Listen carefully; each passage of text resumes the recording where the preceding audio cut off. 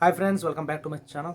ఈరోజు టాపిక్ వచ్చేసి నాని గారు నటిస్తున్న 'ప్యారడైజ్' మూవీ గురించి అయితే మాట్లాడుకుందాం. యాక్చువల్‌గా ఈ మూవీ అనౌన్స్ చేసినప్పుడు గాని, ఈ సినిమా యొక్క టీజర్ రిలీజ్ అయినప్పుడు గాని, పెద్దగా ఈ సినిమాపై అయితే అంచనాలైతే లేవు.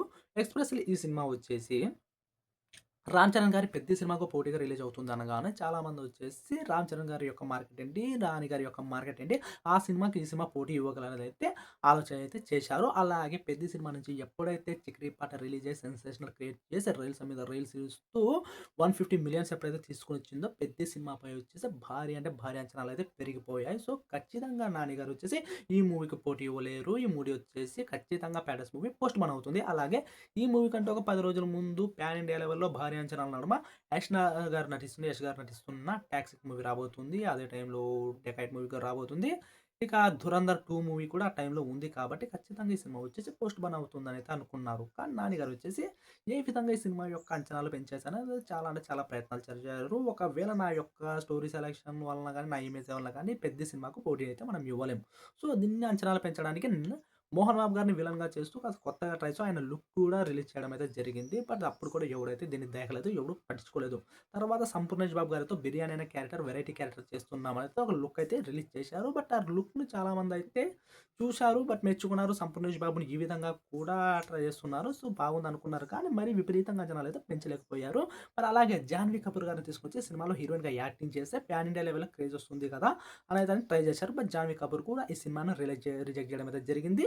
మరి 'ఖైదు లోహర్' గారినైతే హీరోయిన్‌గా అయితే పెట్టుకున్నారు. మరి ఏ విధంగా ఈ సినిమా యొక్క అంచనాలు పెంచాలి? ఈ సినిమా నుంచి ఎటువంటి మెటీరియల్ రిలీజ్ చేస్తే ప్రమోషన్ మెటీరియల్ రిలీజ్ చేస్తే 'పెద్ది' సినిమాకు పోటీనివ్వగలుగుతుందని నాని గారు వచ్చేసి తల బద్దలయ్యేలైతే ఆలోచించారు. మరి వారి యొక్క ఆలోచనలను తెరదించుతూ 'కాగల కార్యం గంధర్వులే తీరుస్తారో' అనుకోని విధంగా నాని గారి యొక్క సినిమా యొక్క అంచనాలనొచ్చేసి టాలీవుడ్ లవ్ బర్డ్స్ అయిన విజయ్ దేవరకొండ, రష్మిక గారు వచ్చేసి పెంచారు. సో, వీళ్ళు ఏ విధంగా ఈ సినిమాని ప్రమోట్ చేశారన్నది మీరైతే అనుకుండొచ్చు.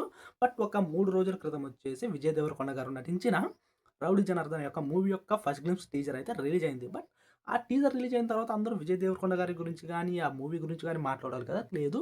'ప్యారడైస్' మూవీ వచ్చేసి చాలా అంటే చాలా ట్రెండింగ్‌లో అయితే వచ్చింది. ఆ సినిమా యొక్క స్టోరీని చాలామందైతే చర్చించారు. ఎందుకంటే 'ప్యారడైస్' మూవీ యొక్క ఫస్ట్ గ్లింప్స్ టీజర్ ఏ విధంగా ఉందో డిట్టో విజయ్ దేవరకొండ గారి ఆ సినిమా యొక్క టీజర్ కూడా అదే విధంగా ఉంది. అదే బూతు డైలాగు, ఇక్కడ కూడా అదే బూతు డైలాగు, అదే ఎలివేషన్ అయితే ఇచ్చారు. మరి డిట్టో ఈ విధంగా ఎలా కాపీ కొట్టాడు విజయ్ దేవరకొండ అంటే 'నాని' గారి మ్యాచ్ చేద్దామనుకున్న తన స్వాగ్‌నైతే ట్రై చేశారనైతే అనిపించింది. సో, ఆ చర్చ అక్కడ ముగిసింది అనుకునే లోపు 'రష్మిక' గారి 'మైసా' టీజర్ కూడా అయితే రిలీజ్ చేయడం అయితే జరిగింది. మరి ఈ 'ప్యారడైస్' మూవీని హీరో 'రాణి' గారైతే చేశారు. మరి 'మైసా' ఈ 'ప్యారడైస్' మూవీని హీరోయిన్‌తో రీమేక్ చేస్తే ఏ విధంగా ఉంటుందో ఆ విధంగా అయితే టీజర్ కట్ చేశారు. ఈ 'మైసా' యొక్క మూవీ యొక్క టీజర్ సేమ్ 'ప్యారడైస్' మూవీ యొక్క స్టోరీని ఆ యొక్క ఎలివేషన్స్‌ని ఆ యొక్క స్వాగ్‌ని అదే యొక్క లొకేషన్‌ని తీసుకోవడం అయితే జరిగింది. సో, విజయ్ దేవరకొండ గారైతే ఏ విధంగా 'నాని' గారిని ఫాలో అవుతారంటే, ఇప్పుడు 'నాని' గారు వచ్చేసి విజయ్ దేవరకొండకు మెయిన్ టఫ్ కాంపిటీషన్. సో, ఆ విధంగా 'నాని' గారిని మించి నేను ఎదగాలి. టైర్ 2 సినిమా లెవెల్‌లో ఉన్న